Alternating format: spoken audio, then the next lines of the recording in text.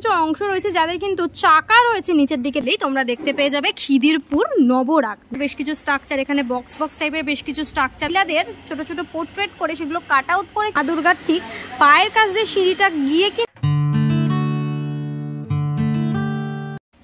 Hello বন্ধুরা, তো কেমন আছো তোমরা সবাই? আমি আজকে চলে এসেছি তোমাদের জন্য আরও একটা নতুন ভিডিও নিয়ে। রয়েছি খিদিরপুর অঞ্চলে। খিদিরপুর অঞ্চলে কিন্তু বেশ কিছু জনপ্রিয় পুজো হয়, তার মধ্যে বেশ অন্যতম একটি জনপ্রিয় পুজো হলো খিদিরপুর ৭৫ পল্লী।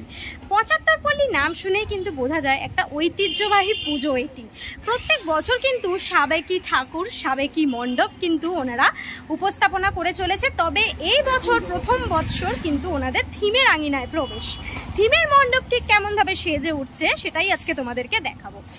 ট্রেন স্টেশন যদি বলি তাহলে হচ্ছে খিদিরপুর, আর মেট্রো স্টেশন যদি বলি তাহলে হাজরা থেকে খিদিরপুরের ডিরেক্ট অটো পাওয়া যায়। অটো ধরে তোমরা একদম খিদিরপুর মোড়ে নামতে পারো। সেই মোড় থেকে মোটামুটি ৫-৭ মিনিটের ডিস্টেন্সে কিন্তু খিদিরপুর ৭৫ পল্লীর প্রাঙ্গণ।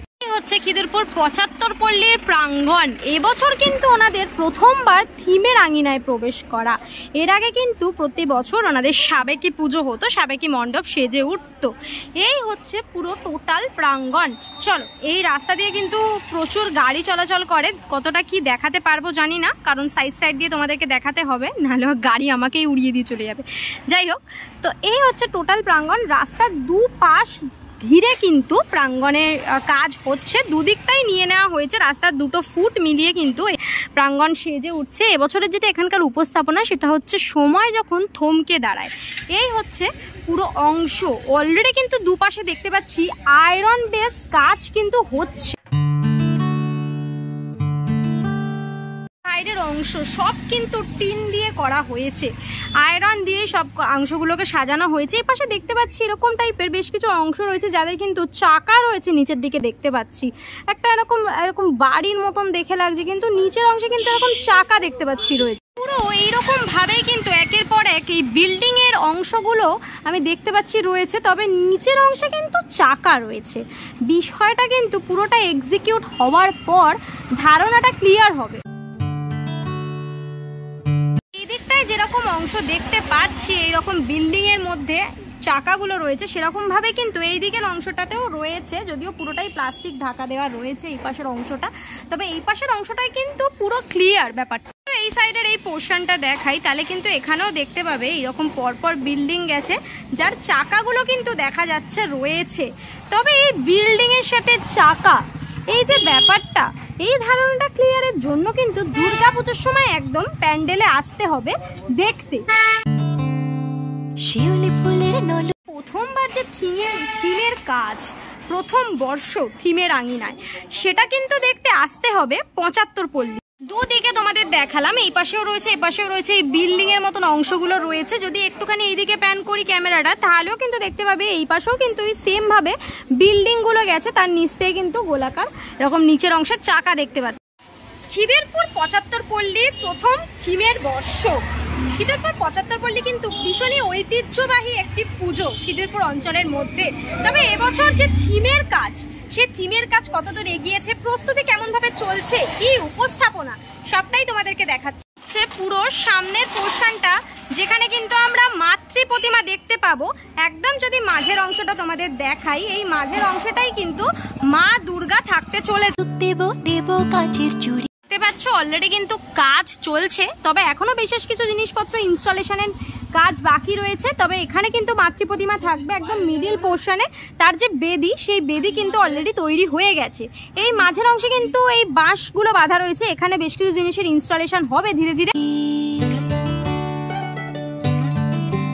প্যান্ডেলটা যখন কমপ্লিট হবে, তার উপরে একটা লাইটের চমক থাকবে, তখন কিন্তু বিষয়টা দেখতে বেশ সুন্দর লাগবে। তোমাদেরকে দেখালাম খিদিরপুর ৭৫ পল্লীর প্রাঙ্গণ কেমন ভাবে সেজে উঠছে তার ঝলক।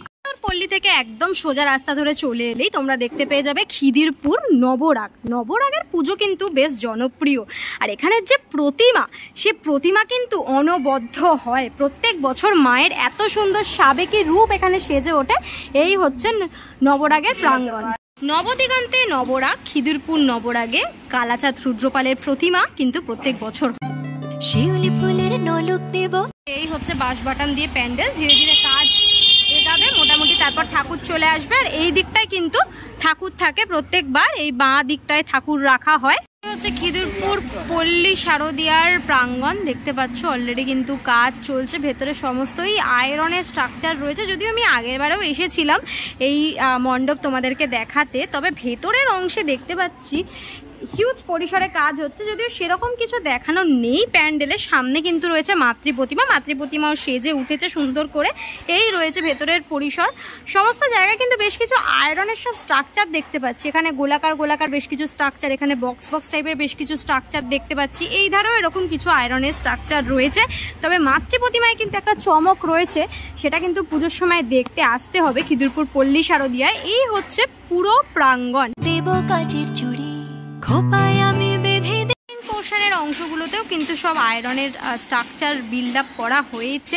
পুরোটা কমপ্লিট হবার পর কিন্তু এক্স্যাক্ট লুকটা বোঝা যায়। হচ্ছে পুরো সামনের অংশ যেখানে মাতৃপ্রতিমা রয়েছে। যদি একটু সিলিং পোর্শনটা তোমাদের দেখাই, সিলিং পোর্শনে কিন্তু বেশ কিছু মানুষের সব পোর্ট্রেট কাট আউট রয়েছে, সমস্ত মহিলারা কিন্তু রয়েছে সামনের অংশে।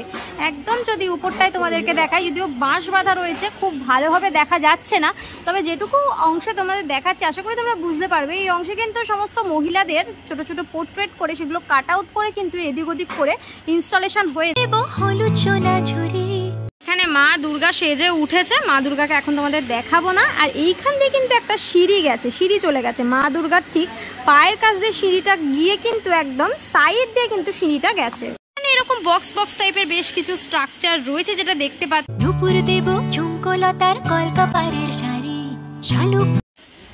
পুরো এই অংশটায় কিন্তু বড় বড় সব আয়রনের স্ট্রাকচার রয়েছে। বেসিক্যালি এখনো পর্যন্ত সেরকমভাবে মণ্ডপের বিশেষ কিছু কাজ দেখতে পাচ্ছি না, তবে এই যে আয়রনের সমস্ত স্ট্রাকচার তার উপর কিন্তু ধীরে ধীরে সমস্ত পার্টগুলো ইনস্টলেশন হবে। এখানে যদি দেখাই তোমাদের, এখানে দেখতে পাবে এখানেও কিন্তু বেশ কিছু এরকমভাবে স্ট্রাকচার রয়েছে, যেগুলো কিন্তু এরকম বক্স টাইপের স্ট্রাকচার রয়েছে। সামনের দিকে কিন্তু বেশ কিছু ছবি রাখা হয়েছে। এই বেশ কিছু বাঁশের আমি ছবি দেখতে পাচ্ছি, যে প্যান্ডেল বাঁধার সময় যে অংশগুলো আমরা দেখতে পাই সেগুলো কিন্তু এইখানে সব এই কাট আউটসগুলো রয়েছে। এগুলো কিন্তু ধীরে ধীরে ইনস্টলেশন হবে।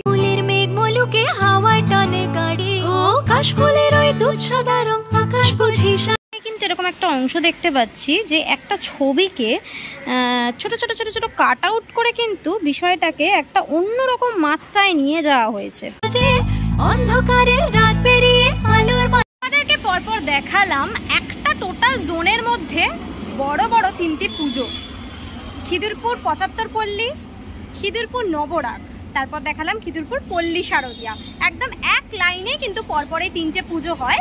এই তিনটে পুজো কিন্তু তোমরা অবশ্যই দেখো। আজকে তোমাদেরকে দেখালাম প্রস্তুতি কেমনভাবে চলছে ভিতরে মণ্ডপের কাজ। কেমন লাগলো ভিডিওটা অবশ্যই কমেন্ট করে জানিও। আজকের জন্য এতটাই, দেখা হবে আবার নেক্সট ভিডিওতে। ততক্ষণের জন্য তোমার সবাই ভালো থেকো, সেফ থেকো, বাই, টেক কেয়ার।